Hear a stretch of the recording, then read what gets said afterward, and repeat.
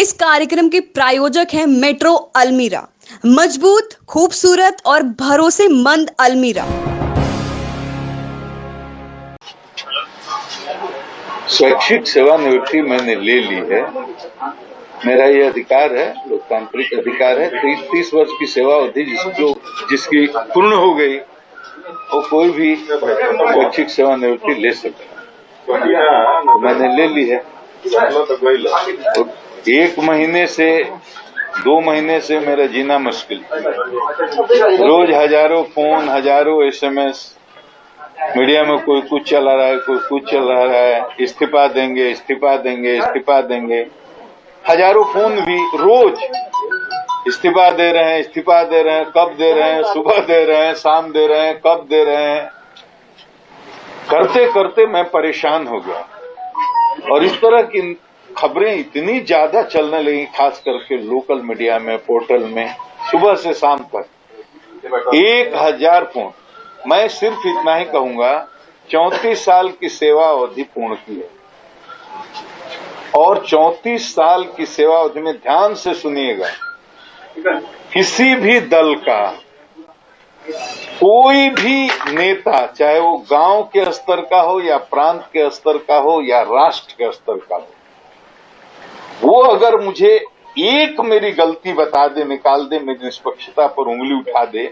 जितने बिहार 34 साल में चुनाव हुए मैंने कराया है और 34 साल में अधिकांश समय मैं फील्ड में रहा हूं। कोई भी आदमी बता दे कि कहीं भी मैंने पूर्वाग्रह से ग्रसित होकर के किसी व्यक्ति को या किसी दल विशेष को लाभ पहुंचाने की कोशिश की या नुकसान पहुंचाने की कोशिश की, आज तक किसी भी दल के, किसी भी स्तर के, किसी भी नेता ने मेरी निष्पक्षता पर उंगली नहीं उठाई है। मैंने कुछ नहीं किया।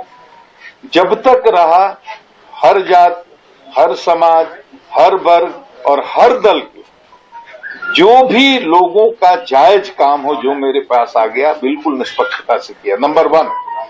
नंबर 2, 34 साल में कोई भी, आप भी मीडिया के लोग, कोई भी नहीं कह सकता, बिहार में हमको सब लोग जानते हैं, बच्चा बच्चा जानते हैं, आप भी जानते हैं, किसी अपराधी, किसी गुंडा, किसी क्रिमिनल के साथ मैंने कोई मरम्मत की हो, समझौता किया हो या मेरा कोई संबंध हो।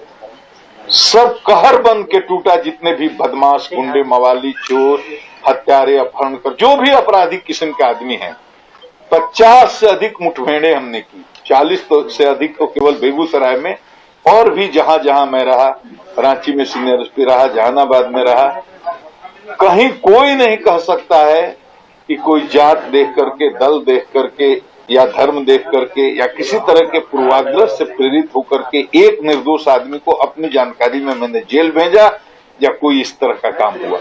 तो जीवन भर 34 वर्ष जो आदमी पूरी तरह से ईमानदारी और निष्पक्षता के साथ काम किया, उस पर अब सवाल उठाते हैं, जो आप मेरे से कर रहे थे। और सबके मन में ये सवाल होगा और मीडिया पर बहुत लोग, तरह तरह के लोग ट्रोल कर रहे हैं या करेंगे, कर भी रहे हैं।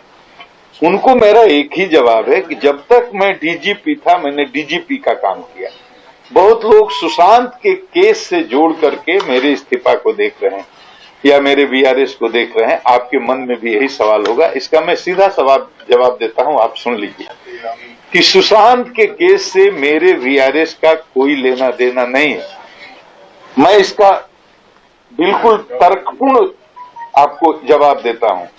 सुशांत के साथ जो भी मुंबई में हुआ और उसका बूढ़ा, बीमार, लाचार बाप यहां रहता है, और मैंने उस हताश, निराश बूढ़े बाप, जो मुंबई पुलिस के अनुसंधान से बिल्कुल ही हताश था, निराश था और उसको न्याय की उम्मीद नहीं थी, वो मेरे यहां आता है। और यहां बिहार पुलिस ने जो FIR किया, अब माननीय सर्वोच्च न्यायालय ने उस पर ठप्पा लगा दिया है कि वो काम बिल्कुल संवैधानिक था, कानूनी था, उसमें कोई गलत काम बिहार पुलिस ने नहीं किया, इसलिए इस पर कोई सवाल नहीं उठ सकता। अनुसंधान करने के लिए टीम गई, इस पर किसी ने, माननीय सर्वोच्च न्यायालय का फैसला आ गया है कि उसमें कोई भी गैर कानूनी काम नहीं था। मेरी अनुशंसा पर बिहार सरकार ने सुशांत वाले मामले को जो सीबीआई को सौंप दिया, उस पर भी हल्ला हुआ कि अधिकार ही नहीं है। माननीय सर्वोच्च न्यायालय ने अपने वर्डिक्ट में ये भी इस्टेब्लिश कर दिया कि जो भी बिहार सरकार ने ये काम किया सर्वोच्च सीबीआई को केस सौंपने का, उसमें कुछ भी गैर कानूनी नहीं था। हमारे अधिकारियों के साथ बेइज्जती हुई, उसके बाद मैंने हंगामा शुरू किया। हमारे अफसर को क्वारंटीन किया गया, उसके बाद मैंने हंगामा प्रोटेस्ट करना शुरू किया। उसमें कुछ भी गलत नहीं था, क्योंकि माननीय सर्वोच्च न्यायालय ने खुद कहा कि जिस तरह से पटना के एक वरीय पुलिस पदाधिकारी को क्वारंटीन किया गया है वो गलत है। तो जो भी मैंने किया एक डीजीपी की हैसियत से, और मैंने वो किया, और मैं लड़ा बिहार की अस्मिता के लिए, बिहार की प्राइड के लिए, सुशांत को न्याय के लिए। मैं उस लड़ाई को लड़ा और मामला वो अब सीबीआई अनुसंधान कर रही है। मेरी भूमिका वहीं तक थी, उसमें कुछ नहीं है। बहुत लोग ये भी कह रहे हैं कि जोड़ करके देख रहे हैं कि वो सुशांत के मामले को आप इसलिए कर रहे थे कि आपको राजनीति में जाना था। ये वो लोग कह रहे हैं जो मेरे को नहीं जानते। मैं बिहार की माटी का हूं, गांव के गरीब किसान का बेटा हूं। मेरे घर में कोई जज नहीं है, कोई कलेक्टर नहीं है, कोई कमिश्नर नहीं है, कोई नेता नहीं है। मेरे पिताजी अनपढ़ थे, मेरी मां अनपढ़ थी, मेरे बाबा अनपढ़ थे, मेरी दादी अनपढ़ थी, मेरे परदादा अनपढ़ थे, मेरी परदादी अनपढ़ थी। मेरे किसी भी 4 पुश्त में कोई स्कूल नहीं गया। मैं पहला आदमी हूं घर से जो 7 साल की उम्र कंप्लीट करने के बाद 8वें साल में जब प्रवेश किया तो झोरा और बोरा लेकर के और दूसरे गांव में जाता था पैदल स्कूल में। गुरुजी बैठते थे खटिया पर, बरगद के पेड़ के नीचे बोरा पर बैठ करके मैंने पढ़ाई शुरू की। और गांव में न सड़क थी, न बिजली थी, न स्कूल था, न अस्पताल था। उस माहौल से निकला हूं, सेल्फ मेड आदमी हूं। मैंने जीवन में केवल संघर्ष किया है और संघर्ष करके आज इस मुकाम तक पहुंचा। आईआरएस में गया, आईपीएस में गया।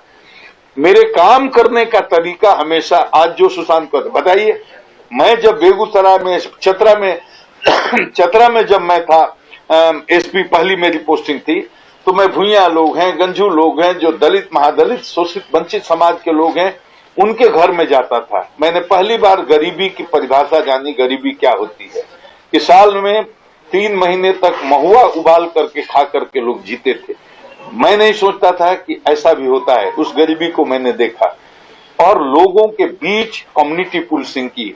उसी समय हिंदू, मुस्लिम, सिख, ईसाई सब लोगों को लेकर के चलने का मेरे मन में जो संकल्प हुआ, बेगूसराय में 6, 7, 800 गांव मैंने युवाओं को संगठित करके और शांति के लिए संघर्ष का नारा देते हुए काम शुरू किया। उस समय बिहार में सबसे टॉप नंबर पर अपराध के मामले में शीर्ष पर बेगूसराय जिला हुआ करता था। और रंगदारी और अपहरण और डकैती, हर तरह के अपराध हुआ करते थे। दियारा में भी आतंक था। लेकिन करीब करीब 40 मुठभेड़ें हुई, आप बेगूसराय के लोगों से पूछिए। और पूरी 93 और 94 के जो अपराध के आंकड़े हैं बेगूसराय के, उस पर पहले शोध करिए। शोध करके आप देखिए, फिरौती के लिए अपहरण शून्य, रोड डकैती शून्य, पेट्रोल पंप लूट शून्य, बैंक लूट शून्य, बड़े ये रंगदारों के बीच में जो गिरोहों के बीच में संघर्ष चलता था वो शून्य। एकदम वो आंकड़ा देखने लायक है और बिहार के लोगों को, खास करके मीडिया के भाइयों को, उस पर शोध करना चाहिए। क्या बदला था उस समय, क्या बदला था? न पुलिस के पास आदमी के संसाधन थे, न भवन थे, न गाड़ियां थी। हथियार के नाम पर वही पुराना 303 राइफल होता था, कुछ भी नहीं था।